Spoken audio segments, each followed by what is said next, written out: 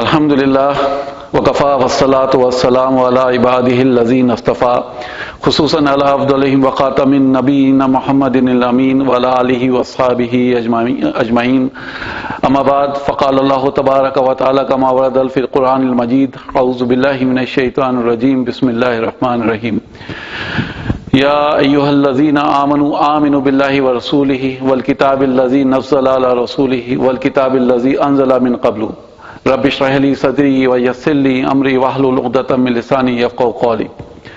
ابھی جو میں نے آیت مبارکہ کی تلاوت کری وہ سورہ نساء کی آیت نمبر 136 سے میں نے اس آیت کا کچھ حصہ آپ کے سامنے تلاوت کیا۔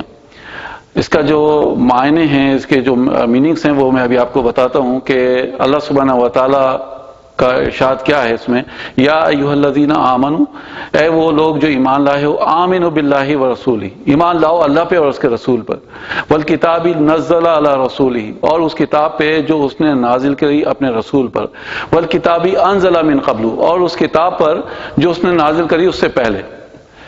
تو اس کا ایک جو مفہوم ہے وہ جھجوڑ دینے والا ہے، خاص کر مسلمانوں کے لیے، کہ اللہ سبحانہ و تعالیٰ کہتے ہیں یا ایھا الذین آمنوا، ایک طرف تو اللہ تعالیٰ کہتے ہیں کہ اے وہ لوگوں جو ایمان لائے ہو، آمنوا باللہ ورسولہ، ایمان لاؤ اللہ پہ اور اس کے رسول پہ، والکتاب الذی نزل علی رسولہ، اور اس کتاب پہ جو اس نے نازل کری اپنے رسول کے اوپر۔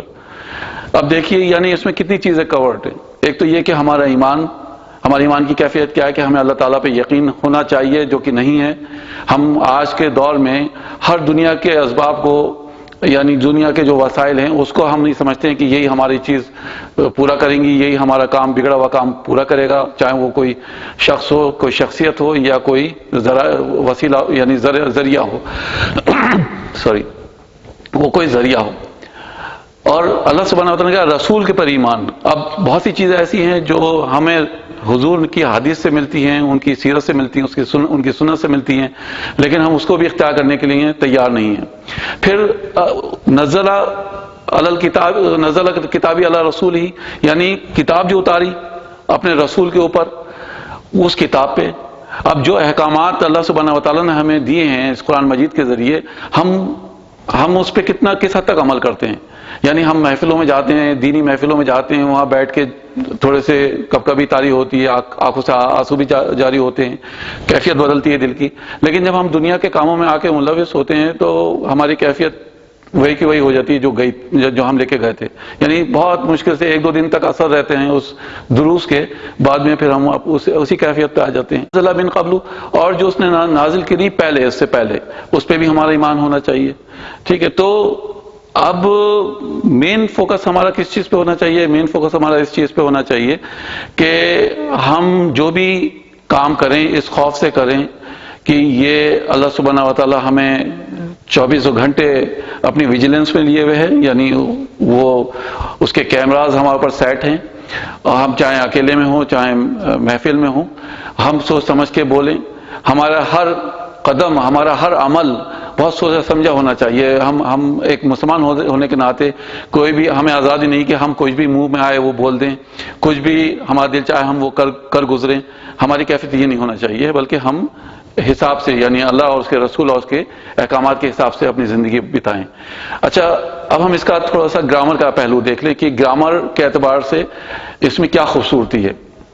دیکھیے اللہ سبحانہ و تعالیٰ کا جو آیت شروع ہوئی ہے، یا ایھا الذین آمنوا آمنوا باللہ ورسولہ والکتاب نزل علی رسولہ، یعنی اللہ سبحانہ و تعالیٰ نے کیا استعمال کیا؟ نزل علی رسولہ، اس نے نازل کری اپنے رسول کے اوپر۔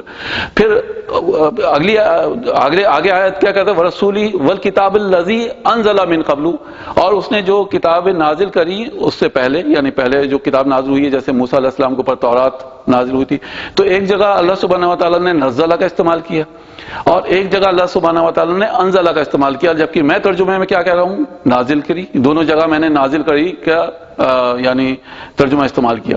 تو خوبصورتی کیا ہے اس گرامر کی اور ان کے الفاظوں کی کہ جب آپ گرامر سیکھنے لگیں گے انشاءاللہ اور اس کی ترجمانی بھی پڑھنے لگیں گے تو آپ کی سمجھ میں آئے گا کہ نزلہ اور انزلہ میں کیا فرق ہے۔ نزلہ یہاں پہ اکثر لوگ ترجمانی کر کے کہتے ہیں کہ دیکھیے حضور صلی اللہ علیہ وسلم کا ذکر ہے یہاں پر، اور قرآن کا ذکر ہے، اور تورات کا ذکر ہے انزلہ پر، کہ پہلے جو نازل کی گئیں، اور بالکل صحیح ہے۔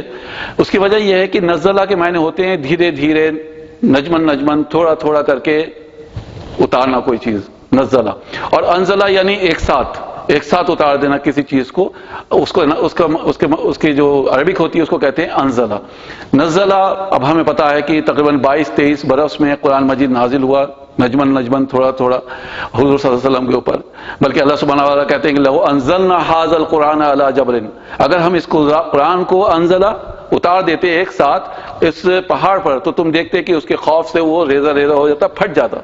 اور یہی لفظ جو ہے انزلہ، اللہ سبحانہ وتعالیٰ نے انزلہ من قبل کہ اس سے پہلے جو کتاب نازل کری ہے، تو اب انزلہ کے معنی کیا ہوتے ہیں؟ ایک ساتھ اتار دینا. تو موسیٰ علیہ السلام کو کس شکل میں ملی؟ تختیوں پہ لکھی ہوئی تورات، اور وہ ایک ساتھ ہی اللہ سبحانہ وتعالیٰ نے ان کو دی تھی. تو یہ خوبصورتی ہے اس گرامر کی کہ آپ کو نزلہ میں بھی فرق محسوس ہوگا اور انزلہ میں بھی فرق محسوس ہو جائے گا. تو اللہ سبحانہ وتعالیٰ سے دعا ہے کہ اللہ تعالیٰ ہمارے اندر گرامر کو سیکھنے کا، عربی گرامر کو سیکھنے کا شوق پیدا کرے، اور قرآن سے جڑنے کا شوق پیدا کرے، اور ہمیں زیادہ سے زیادہ ہمارے اندر یہ جذبہ پیدا کرے کہ ہم یہ پیغام دوسروں تک پہنچائیں. پہلے ہم خود سیکھیں اور پھر دوسروں تک پہنچائیں اس چیز کو. تو میں آپ لوگوں کو دعوت دیتا ہوں اپنی ویب سائٹ کی کہ آپ آئیے، اور یہاں پہ ہندی اسپیکنگ کے لیے، ہندی اور تھوڑی بہت جو انگلش جانتے ہیں، میں نے کچھ لفظ انگلش کے بھی استعمال کرے ہیں، لیکن ان کی بھی ترجمانی آپ ہندی میں دیکھ لیں گے انشاءاللہ. اور ساتھ میں نوٹس بھی اٹیچڈ ہیں PDF کی شکل میں ہر ویڈیو کے ساتھ. تو آپ کو بالکل کچھ نہیں کرنا ہے، گھر پہ بس ایک نیٹ کی اویلیبلٹی ہو، انٹرنیٹ ہو، اور آپ کا یعنی جو بھی موبائل ہے، کمپیوٹر ہے، ٹیب ہے، اس پہ آپ ہماری ویب سائٹ پہ جا سکتے ہیں www.bararah.com BARARAH.com، اور اس پر جا کر آپ گرامر سیکھ سکتے ہیں. تو اس سے فائدہ اٹھائیے انشاءاللہ. اور کوئی بھی آپ کے ذہن میں کوئی سوال آتا ہے تو وہاں پہ آپ ٹائپ کر سکتے ہیں، ہمیں کمنٹس بھیج سکتے ہیں. وآخر دعوانا ان الحمد للہ رب العالمین.